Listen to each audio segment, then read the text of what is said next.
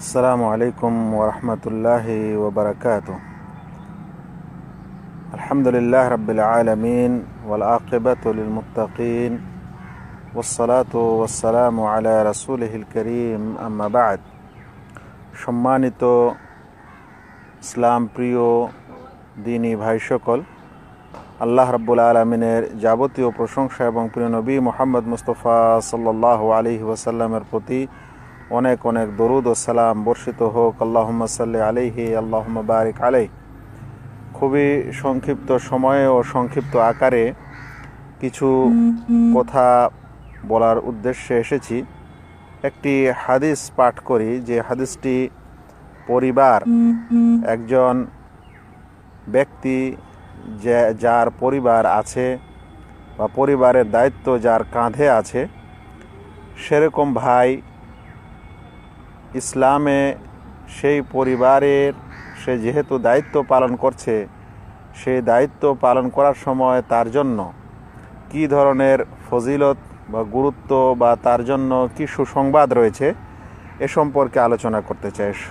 সত্যিকারে অনেক মানুষ পরিবারের সম্পর্কে অত গুরুত্ব দেন না, বা পরিবারকে নিয়ে সে যত চেষ্টা করে, কষ্ট করে, সেই চেষ্টা ও কষ্টগুলির সত্যিকারের সে দিনই উদ্দেশ্য লক্ষ্যে সেটা পরিবর্তন করতে পারে না, বা বলতে পারেন কেউ দিনের বা ইসলামের কি ওর বিধান রয়েছে এরকম সেটাও সে জানে না।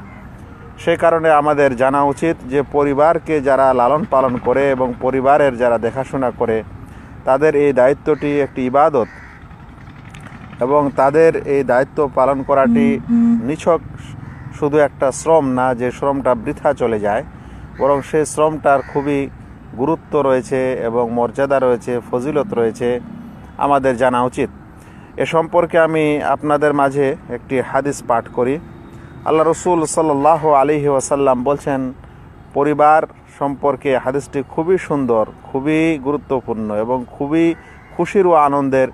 যারা পরিবারের জন্য দিনরাত খাটেন এবং মাথার ঘাম পায়ে ফেলেন, এরকম ভাইদের জন্য এবং এরকম লোকদের জন্য। হাদিসটি শুনুন। আল্লাহ রসুল সাল্লাল্লাহু আলাইহি ওয়াসাল্লাম বলছেন, দিনারুন আনফাকতাহু ফি সাবিলিল্লাহ, একটি দিনার যা তুমি খরচ করো আল্লাহর রাস্তায়। আল্লাহর রাস্তায় অর্থাৎ যে কোনো কাজ, যে কাজে আল্লাহ রাব্বুল আলামিন খুশি হন, সন্তুষ্ট হন, এরকম কাজে। তারপরে বলছেন, ওয়া দিনারুন আনফাকতাহু ফি রাকাবাহ, আর একটি দিনার যা তুমি খরচ করো তোমার গোলাম, দাস দাসী ইত্যাদির উপর বা ইত্যাদির জন্যে। মানে একটি দিনার যা আল্লাহর রাস্তায় খরচ করা হয়, আর একটি দিনার যা মানুষ নিজের পরিবারে বা বলতে পারেন নিজের মাল সম্পদ হিসাবে যে সকল দাস দাস ইত্যাদি রয়েছে তাদের জন্য খরচ করে। তারপরে বলছেন, ওয়া দিনারুন তাসাদ্দাকতা বিহি আলা মিসকিন, আর একটি দিনার যেটি তুমি মিসকিনের উপর খরচ করো, মানে মিসকিনকে দাও। মিসকিন যারা অভাবী ব্যক্তি, যাদের একদিন চলে অন্য দিন চলে না, এরকম ব্যক্তিকে যারা একটি দিনার দেয়। ওয়া দিনারুন আনফাকতাহু আলা আহলিক, আরেকটি দিনার যা তুমি তোমার পরিবারের জন্য খরচ করো, পরিবারের প্রতি খরচ করো।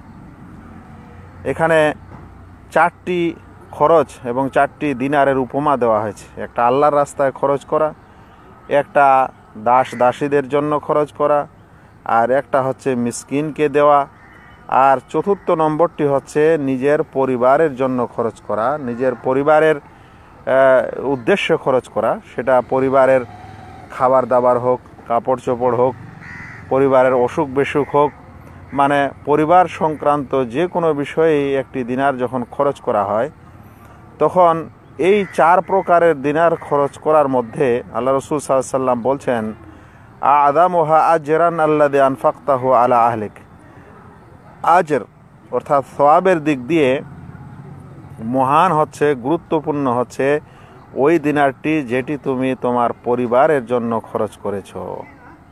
চিন্তা করতে পারেন যে একজন মানুষ সে কোনো না কোনো রূপে খরচকারী, আর এই খরচগুলি সে আল্লাহর রাস্তাও করছে, মানে সব ভালো কাজই করছে, মন্দ কাজের এখানে কোনো বর্ণনা নেই। কিন্তু মন্দ কাজ করলে তো আরও মন্দ, কিন্তু ভালোর মধ্যে আল্লাহর রাস্তায় খরচ করছে, হ্যাঁ, দাস দাসীদের উপর খরচ করছে, দাস দাসীদের জন্য খরচ করছে, মিসকিনকে দিচ্ছে আর পরিবারকে দিচ্ছে। তো আল্লাহ রসুল সাল্লাল্লাহু আলাইহি ওয়াসাল্লাম বলছেন যে পরিবারের জন্য যেটা খরচ করা হচ্ছে সেই দিনারটা বা সেই টাকাটা অন্যান্য যে কোনো খাত, যে খাতগুলি বর্ণনা করা হলো সেই খাদের চাইতে উত্তম। আমরা হয়তো অনেকে আজ চিন্তা করি না যে দরকার আছে সকাল বিকালে বাজার যায় পরিবারের জন্য, যা কিছু প্রয়োজন সেটা নিয়ে আসি, কিন্তু আমরা অনেক সময় কষ্ট বোধ করি, ঝামেলা মনে করি, হয়তো বাচ্চা কাচ্চাদের একটা রিয়াল বা একটা রুপি, একটা টাকা দিতে আমরা অনেক সময় কষ্ট বোধ করি। কিন্তু মনে রাখবেন, আপনি যেমন মিসকিনকে দিচ্ছেন একটা টাকা, আপনার জন্য সাদকা ও খায়রাত হচ্ছে, সেরকম আপনার পরিবারকে দেওয়ার সময়ও খরচ হচ্ছে, সাদকা হচ্ছে ও খায়রাত হচ্ছে। খুবই বড় জিনিস। হাদিসটিকে ইমাম মুসলিম বর্ণনা করেছেন। আল্লাহ রাসূল সাল্লাল্লাহু আলাইহি ওয়াসাল্লাম আরও বলছেন এই সম্পর্কে, ইন্নাল মুসলিমা ইদা আনফাকা আলা আহলিহি নাফাকা ওয়া হুয়া ইয়াহতাসিবুহা কানাত লাহু সাদাকা। মুসলিম যখন তার পরিবারের প্রতি কোনো কিছু খরচ করে, মানে পরিবারের উদ্দেশ্যে কোনো কিছু খরচ করে, পরিবারের উদ্দেশ্য বহু হতে পারে।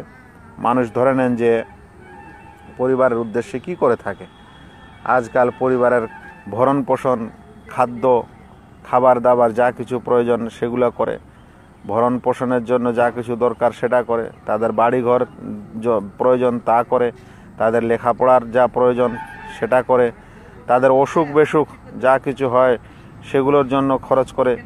এরকম পারিবারিক যে কোনো উদ্দেশ্যে যা কিছু পরিবারের জন্য খরচ করা হয়, বলছেন ইন্দাল মুসলিমা ইদা আনফাকা আলা আহলিহি নাফাকা। মুসলিম যখন তার পরিবারের জন্য খরচ করে, পরিবারের উদ্দেশ্যে খরচ করে, ওয়া হুয়া ইয়াহতাসিবুহা, আর খরচের সময় সে সওয়াবের আশা করে, নেকির আশা করে, কানাত লাহু সাদাকা, তাহলে তার জন্য এটা সাদাকা হয়ে যায়। হাদিসটিকে ইমাম বুখারী ও মুসলিম বর্ণনা করেছেন। তাহলে পরিবারের উদ্দেশ্যে যা খরচ করা হয় সেই খরচটি যদি আমরা সাদাকা ও দান হিসাবে গ্রহণ করতে চাই বা দান হিসাবে সেটাকে গড়ে তুলতে চাই, তাহলে শর্ত হলো যে আপনি সওয়াবের আশায় খরচ করবেন, সেই দিনার ও দিরহাম, সেই টাকা ও পয়সা, এই উদ্দেশ্যে যে আল্লাহ আমাকে এতে সওয়াব দিক, তাহলেই আপনি এই সওয়াব পাবেন।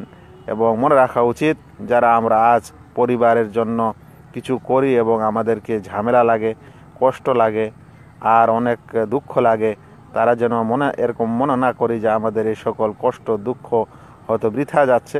আসলে ইসলাম একটি সুন্দর ধর্ম, সেই কাজ, সেই জিনিসটাও সদকা ও নেকিতে পরিণত হয় যদি কোনো ব্যক্তি এগুলোকে সওয়াবের আশায় করে থাকে। আশা করি সংক্ষিপ্ত আকারে আমি আপনাদেরকে পারিবারিক এই দায়িত্ব এবং এই পরিবারের এই দায়িত্ব পালন করলে যা মানুষের জন্য লাভ আছে, সওয়াব আছে, তার সম্পর্কে কিছুটা বলতে পেরেছি। আল্লাহ যেন আমাদের প্রত্যেক ভাইকে এটা বুঝার এবং আমল করার তৌফিক দান করেন, আমিন। ওয়া মা আলাইনা ইল্লাল বালাগ। আসসালামু আলাইকুম ওয়া রাহমাতুল্লাহি ওয়া বারাকাতুহু। অনেকে আমাকে দোয়া দিয়েছেন, সালাম দিয়েছেন, সকলের সালামের উত্তর একই সাথে দিই, ওয়ালাইকুম আসসালাম ওয়া রাহমাতুল্লাহ।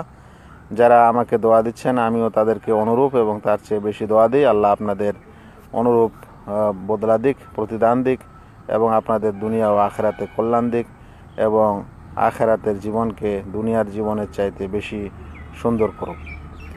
যদি কারো প্রশ্ন ছিল তাহলে হয়তো করতে পারেন। ওয়াজিব তরক করলে কি গুনাহ হতে পারে, একটু বলবেন। শামীম খান প্রশ্ন করেছেন, ওয়াজিব তরক করলে কি গুনাহ হতে পারে। শামীম খান, প্রথমে আপনাকে আমি বলি যে আমাদের আহলুস সুন্নাহ ওয়াল জামাতের ওলামায়ে কেরামের মধ্যে অধিকাংশ ওলামা ফরজ এবং ওয়াজিবের মধ্যে পার্থক্য করেন না। অর্থাৎ যেটাকে ফরজ বলা হয় সেটাই ওয়াজিব, যেটাকে ওয়াজিব বলা হয় সেটাই ফরজ। আর কিছু ওলামা আছেন, বিশেষ করে আহনাফের মধ্য থেকে, যারা ফরজ ও ওয়াজিবের মধ্যে পার্থক্য করেছেন। আর যারা পার্থক্য করেছেন ফরজ ও ওয়াজিবের মধ্যে, তারা ফরজকে মানে ওয়াজিবের চাইতে উন্নত মনে করেন, বেশি গুরুত্বের মনে করেন। তাই তাদের নিকট যেমন ফরজ ছাড়লে গুনাহ হয় তেমন ওয়াজিব ছাড়লেও গুনাহ হয়। কিন্তু যেমন বললাম যে অধিকাংশ ওলামা পার্থক্য করেননি, তাই ওয়াজিব ছাড়া মানে ইসলামের যে কোনো বিধান হয় ওয়াজিব হবে, ফরজ ওয়াজিব হবে, না হলে সেটা নফল ও তাতাও হবে। সত্যিকারে ফরজ এবং নফলের মাঝে শরিয়ায় পার্থক্য করা হয়নি। আল্লাহ রসুল সাল্লাল্লাহু আলাইহি সাল্লামকে মানে ফরজ এবং নফলের মাঝে কোনো অন্য প্রকার বর্ণনা করা হয়নি। আল্লাহ রসুল সাল্লাল্লাহু আলাইহি সাল্লামের কাছে সাহাবী এসেছেন, এসে জিজ্ঞাসা করেছেন যে আল্লাহ রসুল, আমি যদি ফরজ কাজগুলি করি, মকতুব কাজগুলি করি, জরুরি যেগুলো কাজ সেগুলো করি, তাহলে আমি কি জান্নাতে যাব কি যাব না? তো আল্লাহ রসুল সাল্লাল্লাহু আলাইহি সাল্লাম বললেন, মানে ইসলামের যেগুলো মৌলিক কথা সেগুলা সে শোনার পর বলল যে আমি এর বেশিও করব না, এর কমও করব না। আরেক বর্ণনায় বলছেন যে আল্লাহ রসুল সাল্লাল্লাহু আলাইহি সাল্লাম বলছেন যে ইল্লা আন তাতাওয়া, যদি পারো তাহলে তাতাও করিও, নফল করিও। তাহলে সেখানে দেখা আছে যে আল্লাহ রসুল সাল্লাল্লাহু আলাইহি সাল্লাম তাকে নফলের কথা বলছেন ফরজের পর, মাঝখানে ওয়াজিব বা অমুক তমুক এরকম কোনো প্রকার বলছেন না। তাই সে কারণে ইসলামের বিধানগুলি হয় ফরজ হবে আর না হলে নফল হবে। হ্যাঁ, নফলের মধ্যে কিছু গুরুত্বপূর্ণ নফল হবে আর কিছু গুরুত্ব কম হবে। যেগুলো গুরুত্বপূর্ণ হবে সেগুলোকে সুন্নাহ মুআক্কাদা বা গুরুত্বপূর্ণ নফল বলা যেতে পারে। যাই হোক, যারা ফরজ ও ওয়াজিবের মধ্যে পার্থক্য করেননি তাদের কাছে ওয়াজিব ছাড়া অবশ্যই গুনাহ, আর যারা পার্থক্য করেছেন তাদের কাছেও ওয়াজিব ছাড়া গুনাহ, মানে ওয়াজিব তরক করলে গুনাহ হয়।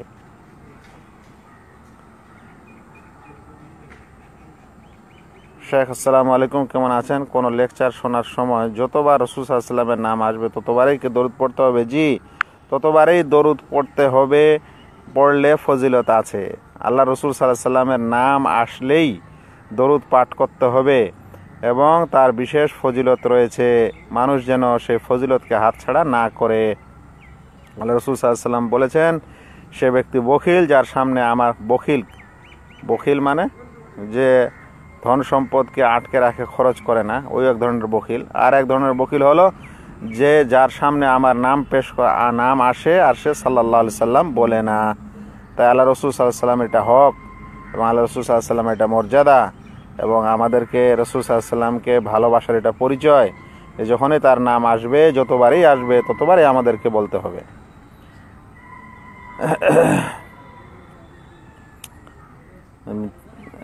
যারা তাবিজ ব্যবহার করে তাদেরকে বলা হলো তাবিজ শৌরি। আমি আপনার প্রশ্ন বুঝতে পারলাম না, হয়তো প্রশ্ন পুরা ক্লিয়ার হয়নি। এই প্রোগ্রামটি কোন দিন হয়, নির্দিষ্ট কোনো সময় আছে? নুসরাত জাহান নূপুর বলেছেন যে আপনার এই লাইভ অনুষ্ঠানটি কখন হয়। না, আমার বিশেষ কোনো সময় নাই যে সময় আমি আসি, তবে আগামীতে যদি কোনো নির্ধারণ সময় করা হয় তাহলে ইনশাআল্লাহ বলবো। তারপরেও তার তাবিজ ব্যবহার করছে, এখন ওনাদের কেমনে বোঝানো যেতে পারে? যে শরীয়তে ইসলামে আপনি কোনো মানুষকে বুঝাতে পারেন, বুঝিয়ে মানিয়ে দিতে পারেন না। মানে একজন মানুষ কাউকে বুঝাতে পারে কিন্তু বুঝার পর ওকে মানিয়ে কাজটাকে বাস্তবায়ন করে দিতে পারে এই ক্ষমতা নেই। তাই তাবিজ হোক, অন্যান্য গুনার কাজ হোক, যাই হোক, এ বিষয়ে আপনি বুঝাতেই পারেন, তাকে একেবারেই মানাতেই হবে এরকম না। একবার বুঝাতে পারেন, দুইবার পারেন, তিনবার পারেন, অধিক করেন, আরও করেন। আর হয়তো 10 জনকে বুঝালে 2, 1 জন, 4 জন, 5 জন মানবে, সকলে হয়তো নাও মানতে পারে। সেই জন্য মন ছোট করার কিছু না। দায়ী মানুষ যখন বুঝায় সঠিক নিয়তে, তখন সেই বুঝানোর সওয়াব সে পেয়ে যায়, যদিও সে মানুষটি কাজটা মানে ছাড়ুক বা না ছাড়ুক। আর যদি ছেড়ে দিল কাজটি বুঝানোর কারণে, তাহলে বেশি ভালো হলো। আপনাকে যেভাবে বুঝালেন আবারও ভালো করে বুঝান, আরও বিষয়টা ভালো করে জেনে আরও সুন্দর করে বুঝান, এই নিয়মেই বুঝাতে হবে। আর যদি তাদের উপর আপনার কর্তৃত্ব থাকে, মানে ওরা যদি আপনার দায়িত্বে থাকেন বা আপনার আন্ডারে থাকেন, আপনি ওদের গার্জিয়ান, তাহলে বুঝানোর পর হাত দ্বারাই সেই মন্দ কাজটি আপনি বাধা দিতে পারেন। আশা করি আপনারা সকলে বুঝেছেন। আজকে এইখানেই। আল্লাহ তাআলা আপনাদের সকলকে ভালো রাখুক।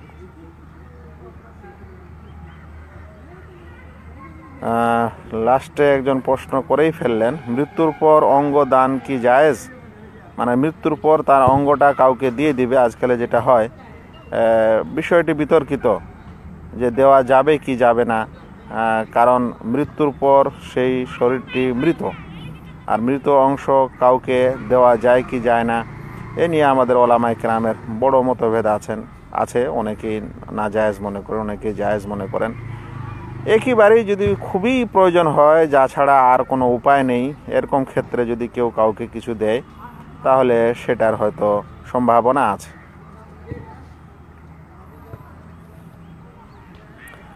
চল্লিশ মাইলের বেশি আপনার নানার বাড়ি, ওখানে গেলে কি আপনি কসর করতে পারেন?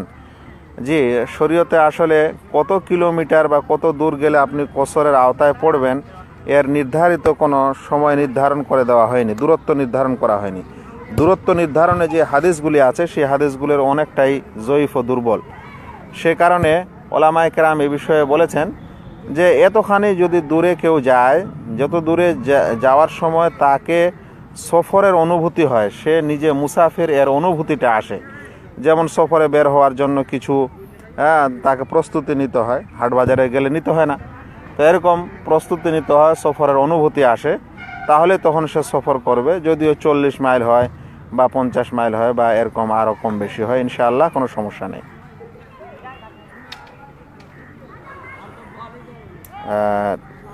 ওমা ইল্লাল বালাগ, কেউ মুঠোফোন নাম্বার চেয়েছেন, আমি এইখানে দিতে পারছি না, আপনারা মেসেজে আসতে পারেন ইনশাআল্লাহ। জাযাকুমুল্লাহু খাইরান। আসসালামু আলাইকুম ওয়া রাহমাতুল্লাহি ওয়া বারাকাতুহু।